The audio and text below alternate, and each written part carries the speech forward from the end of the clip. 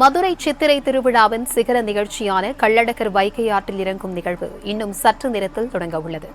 இதனை காண லட்சக்கணக்கான பக்தர்கள் குவிந்துள்ளனர். இதுகுறித்த கூடுதல் தகவல்களை எமது செய்தியாளர் மதிவாணன் வழங்க கேட்கலாம். வணக்கம் மதிவாணன். இன்னும் சற்று நேரத்தில் அழகர் ஆற்றில் இறங்கக்கூடிய நிகழ்வு நடைபெற இருக்கிறது. பக்தர்களுக்கு பாதுகாப்பு ஏற்பாடுகள் எந்த அளவுக்கு செய்யப்பட்டு வருகிறது, கட்டுப்பாடுகள் எந்த அளவிற்கு கடைபிடிக்கப்பட்டு வருகிறது, இது குறித்தான விவரங்களை பகிர்ந்துக்கோங்க. வணக்கம் பிரபாவதி.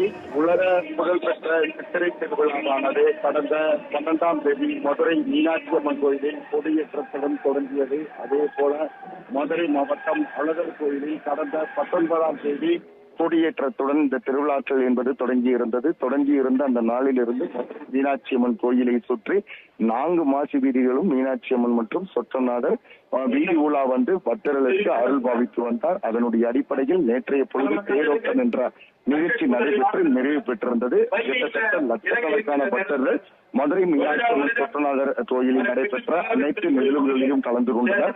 தற்சமயம் மதுரை மாவட்டம் அழகர் கோயிலில் இருக்கக்கூடிய கள்ளழகர் பெருமாள் தற்சமயம் பல்வேறு கிராமங்களை கடந்து மதுரை மாநகர் பகுதிக்குள் வருகை தந்திருந்தார். மதுரை மாநகர் வருகை தந்திருந்த அவர் பல்வேறு பொதுமக்களுக்கு தரிசனம் செய்து வந்து தற்சமயம் இன்றைய இரவு தசோதாரம் வேடத்தில் மதுரை பெருமாள் கோயிலில் அமர்ந்து தசோதாரம் வேடத்தில் தொடர்ந்து பொதுமக்களுக்கு காட்சியளித்து வந்தார். தற்சமயம் முக்கிய நிகழ்வு என்று சொல்லப்படக்கூடிய கள்ளழகர் வைகை ஆற்றில் இறங்கக்கூடிய நிகழ்வானது மிகச்சரியாக காலை 6 மணிக்கு வைகை கரையில் கள்ளழகர் இறங்கவிருக்கிறார். இதனை அடுத்து ஏராளமான என்று சொல்வதை விட லட்சக்கணக்கான பொதுமக்கள் கூடியிருக்கக்கூடிய அந்த காட்சியினை நம்மால் காண முடிகிறது. அதே போல பொதுமக்களுக்கு தகுந்த பாதுகாப்பை போலீசார் தொடர்ந்து வழங்கி வருகின்றனர்.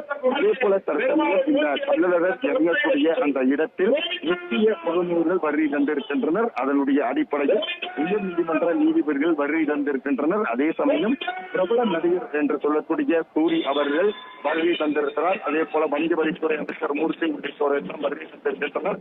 இன்னும் குறிப்பிட்டு சொல்ல வேண்டும் என்று சொன்னால் மிகச் சரியாக 1/2 மணி நேரத்தில் கள்ளழகர் பெருமாள் தற்சமயம் மதுரை வைகை ஆற்றில் இறங்குகிறார். அதே போல கிட்டத்தட்ட 7000க்கும் மேற்பட்ட போலீசார் தொடர் பாதுகாப்பு பணியில் ஈடுபட்டு வருகின்றனர்.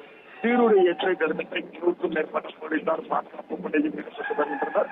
அதே போல மதுரை மாவட்டம் மதுரை மாவட்ட மக்களை மட்டுமின்றி கிராமப்புற மக்கள் மற்றும் அதே போல வெளிநாட்டில் இருந்து கூட ஏராளமான பொதுமக்கள் வருகை தந்து இங்கே கள்ளழகர் வைகை ஆற்றில் இறங்கக்கூடிய அந்த நிகழ்வினை காண்பதற்கு காத்துக் கொண்டிருக்கின்றனர். அதே போல இந்த பகுதியை சுற்றிலும் கிட்டத்தட்ட லட்சக்கணக்கான பொதுமக்கள் போலீசாரினுடைய கட்டுப்பாட்டு வளையத்துக்குள் இருந்து கொண்டிருக்கின்றனர். அவர்களுக்கான முழுமையான பாதுகாப்பு என்பது செய்யப்பட்டிருக்கிறது. எந்த விதத்திலும் எந்தவித அசம்பாவிதம் நடைபெறாத வண்ணம் முழுமையான பாதுகாப்பு பணிகள் என்பது கடந்த முறை பார்த்தோமானால் சில அசம்பாவங்கள் ஏற்படுகிறது. ஆனால் இந்த முறை எந்தவித அசம்பாவமும் ஏற்படுவதற்கான வாய்ப்பு என்பது கடுகளவு இல்லை.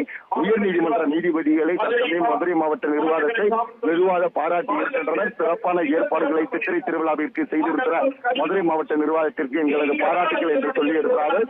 இன்னும் 1/2 மணி நேரத்திற்கு உலகமே எதிர்பார்த்துக் கொண்டிருந்த அதுவும் மதுரை மாநகருக்கு மிக பெருமை சேர்க்கக்கூடிய திருவிழாக்களில் ஒன்றாக அழகர் வைகை ஆற்றில் இறங்கக்கூடிய அந்த நிகழ்வானது நடைபெற இருக்கிறது.